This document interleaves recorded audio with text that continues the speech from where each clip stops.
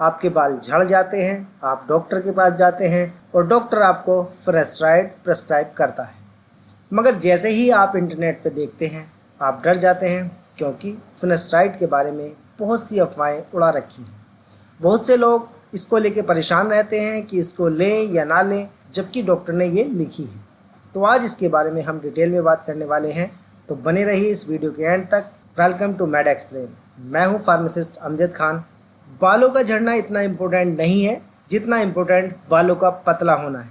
इस फोटो में जो बाल पतले हो गए हैं वो DHT डिहाइड्रो टेस्टोस्टेरोन हार्मोन की वजह से होते हैं। इसमें टेस्टोस्टेरोन हार्मोन DHT में कन्वर्ट हो जाता है, जिसकी वजह से बालों की जड़ें डर्मल पेपिला के सेल्स को डैमेज कर देती है और धीरे धीरे बाल पतला होता चला जाता है। इस प्रोसेस को मिनिचुराइजेशन कहते हैं।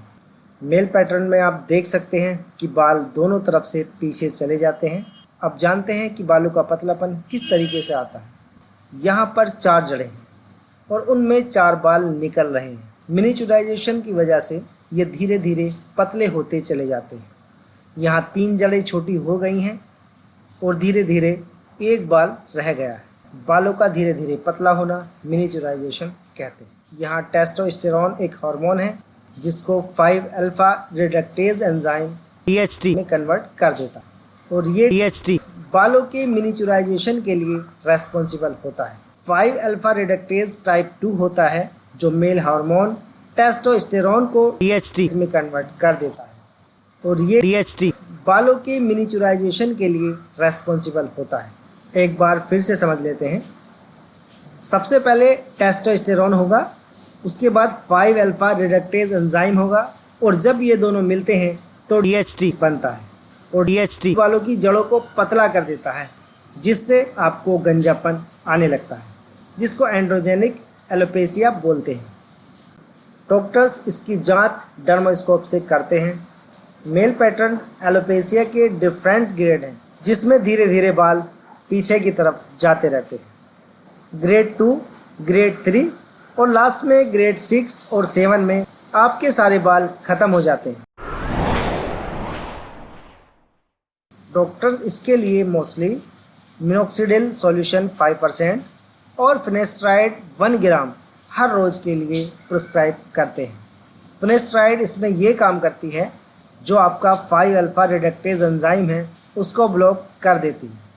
जब 5-अल्फा रिडक्टेज एंजाइम हट जाएगा तो टेस्टोस्टेरोन DHT में कन्वर्ट नहीं होगा और जब DHT बनेगा ही नहीं तो बालों को पतला कौन करेगा। मतलब ये है कि जब DHT नहीं होगा तो बालों का पतला होना रुक जाएगा।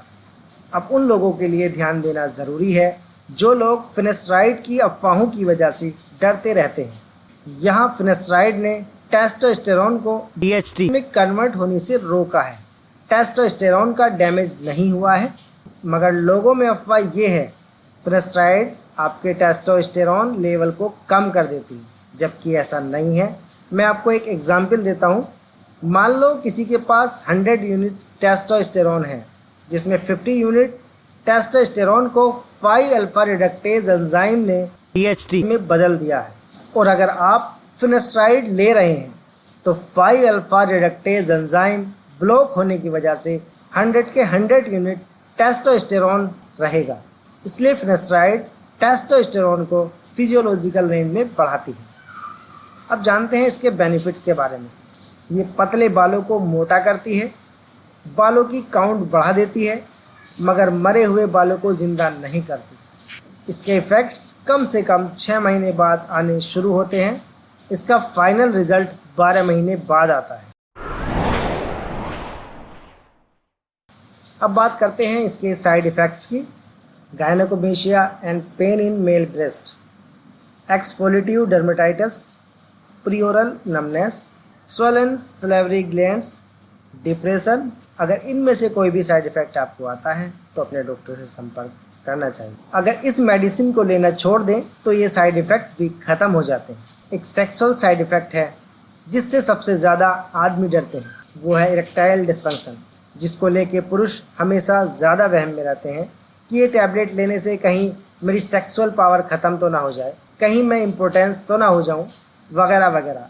मगर सच में ऐसा नहीं है।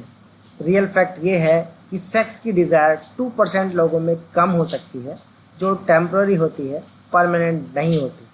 अगर ये मेडिसिन लेना बंद कर देते हैं तो साइड इफ़ेक्ट भी ख़त्म हो जाते हैं, और यदि कोई साइड इफ़ेक्ट आ भी जाता है तो अपने डॉक्टर से सलाह ले सकते हैं।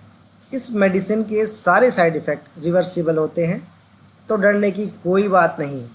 अगर आपके डॉक्टर इसे प्रिस्क्राइब करते हैं तो घबराएं नहीं, इसे लगातार खाते रहें जब तक कि आपके डॉक्टर इसे बंद करने के लिए ना कहें। इसी के साथ हमारी आज की जानकारी पूरी हुई। दोस्तों, हमारे चैनल पर दिखाई गई किसी भी वीडियो में कोई भी मेडिसिन आपके किसी भी डॉक्टर की सलाह या किसी भी डॉक्टर को रिप्लेस नहीं करती, और ना ही हमारे द्वारा बनाई गई कोई भी वीडियो किसी भी कंपनी के प्रचार के लिए है। हमारी सभी वीडियो केवल इन्फॉर्मेशन के लिए होती हैं। अगर आपको हमारी वीडियो अच्छी लगे तो हमारी वीडियो को लाइक करें, अपने दोस्तों के साथ शेयर करें और हमारे चैनल को सब्सक्राइब करें। और अगर आपके पास कोई सवाल हो तो हमें कमेंट में ज़रूर बताएं।